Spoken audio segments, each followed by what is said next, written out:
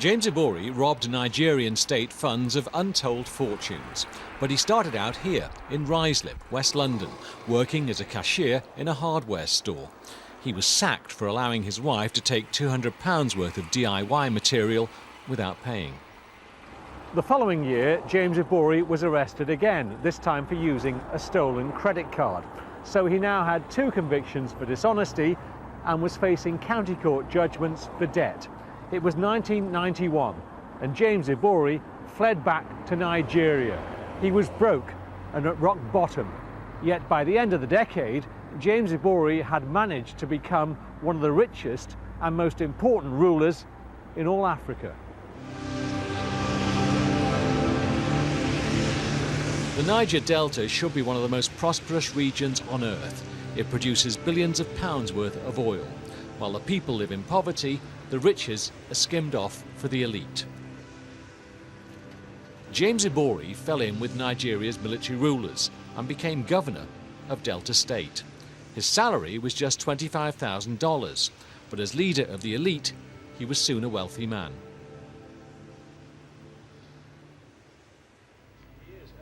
Nuhu Ribadu set up Nigeria's anti-corruption squad. His prime target was James Ibori. It was very clear that he was very, very rich, and he was buying companies all over. He had aeroplanes, and he had properties in South Africa, in the UK, in the US, and so on and so forth. What's more, he was offering huge bribes. He gave me 15 million US dollars in cash. 15 million? 15 million cash in sack, big sack. And how big is a sack with $15 million? A big one, a huge one. How could you resist the temptation? There's no difference between $100 and $10 million or $50 million, as long as it is a proceed that is you have not genuinely earned it and it's not yours, and especially an individual who is fighting corruption. While in office, governors in Nigeria are immune from prosecution. But at the end of Ibori's term, he was charged with corruption.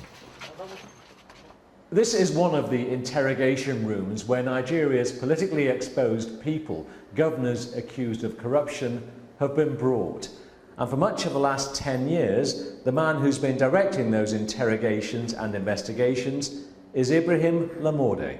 Is there any member of the team? His biggest challenge, James Ibori.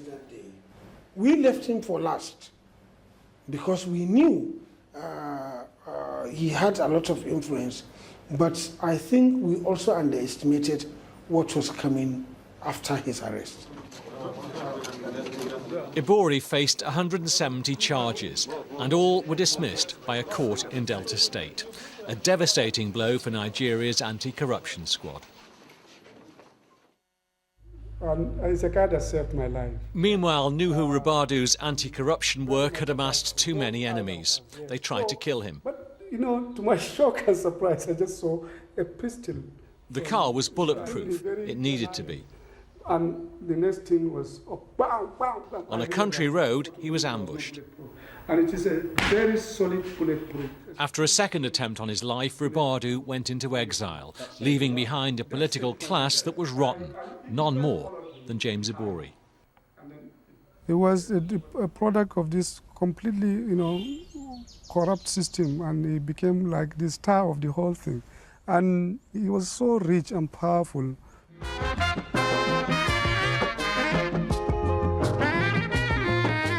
With corruption thwarting justice inside Nigeria, 3,000 miles away, there was a breakthrough.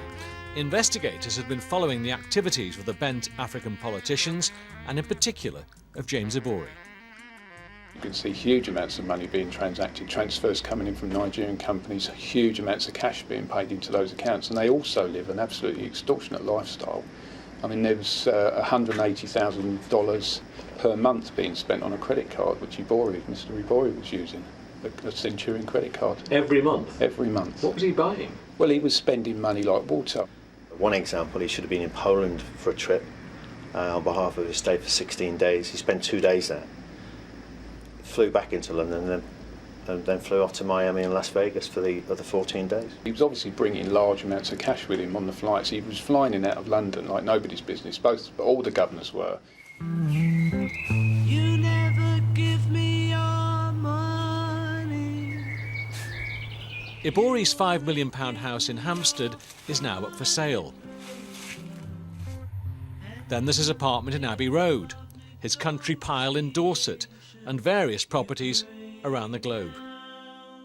He also has luxury cars on 3 continents, private schools for his children, and tens of millions in assets still to be traced.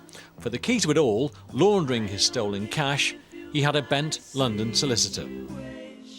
The lawyer's name was Bhadresh Gohill, and he worked for a firm in Mayfair. The law firm, who were unaware of Gohill's crimes, had offices here, across from the Ritz. They don't say who their clients are, but we know Gohill did work for a former president of Zambia, who was himself accused of gross corruption. More significantly, we know Gohill helped James Ibori launder his millions. And for that crime, Gohill had particular expertise. Gohill was the money laundering reporting officer for his company, so if there's any suspicions around any of the accounts, from members of staff, for example, they'd have to go to him. He's the compliance man? That's absolutely correct, yeah. When the police raided Gohill's office, they found plans mapping out money laundering scams, all designed to hide Ibori's funds. They were all there on computer hard drives hidden behind a fireplace. One scam described the $5 million deposit for the purchase of Ibori's latest toy, a $20 million private jet. It went via 2 accounts in Switzerland, it went from accounts in Mauritius, Germany, Luxembourg, Nigeria on 4 or 5 occasions. It goes back to Nigeria? It goes back and forth. We even had a company that was incorporated in a place called Nuri in Polynesia. Ibori's wife, his mistress and his sister have already been jailed for money laundering, along with Gohill, who got 7 years. Ibori himself will be sentenced tomorrow.